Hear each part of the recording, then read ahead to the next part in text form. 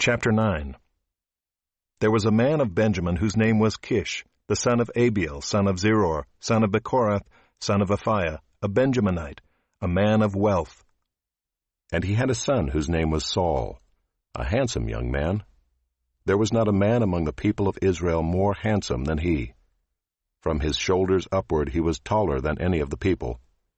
Now the donkeys of Kish, Saul's father, were lost.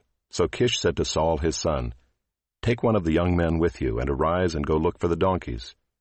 And he passed through the hill country of Ephraim, and passed to the land of Shalisha.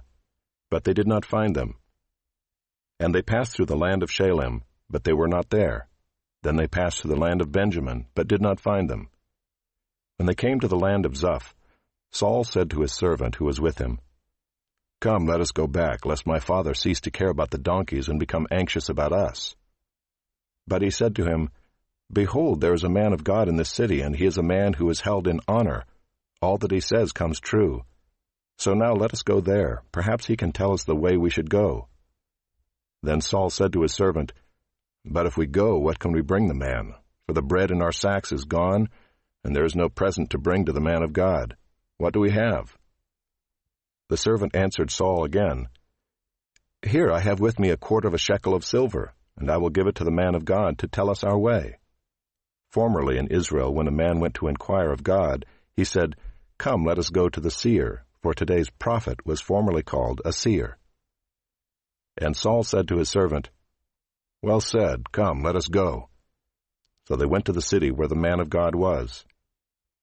As they went up the hill to the city, they met young women coming out to draw water, and said to them, "Is the seer here?" They answered, "He is. Behold, he is just ahead of you. Hurry. He has come just now to the city, because the people have a sacrifice today on the high place. As soon as you enter the city, you will find him, before he goes up to the high place to eat. For the people will not eat till he comes, since he must bless the sacrifice. Afterward those who are invited will eat. Now go up, for you will meet him immediately." So they went up to the city. As they were entering the city, they saw Samuel coming out toward them on his way up to the high place.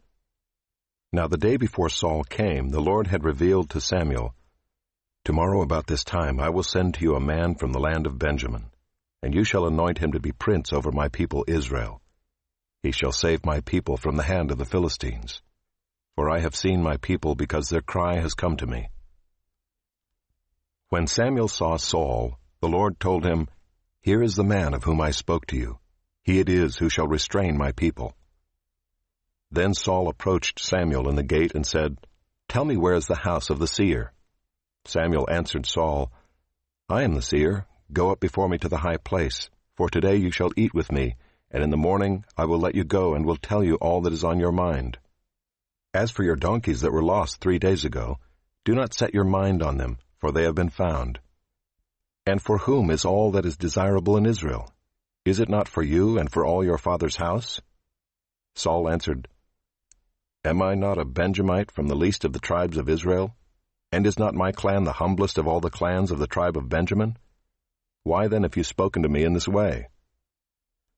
Then Samuel took Saul and his young man, and brought them into the hall, and gave them a place at the head of those who had been invited, who were about 30 persons. And Samuel said to the cook, "Bring the portion I gave you, of which I said to you, put it aside."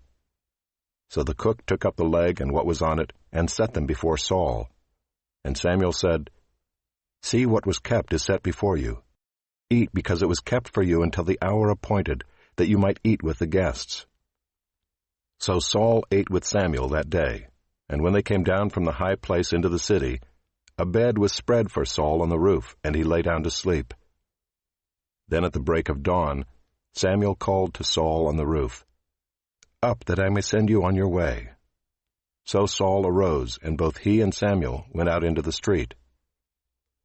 As they were going down to the outskirts of the city, Samuel said to Saul, "Tell the servant to pass on before us, and when he has passed on, stop here yourself for a while, that I may make known to you the word of God."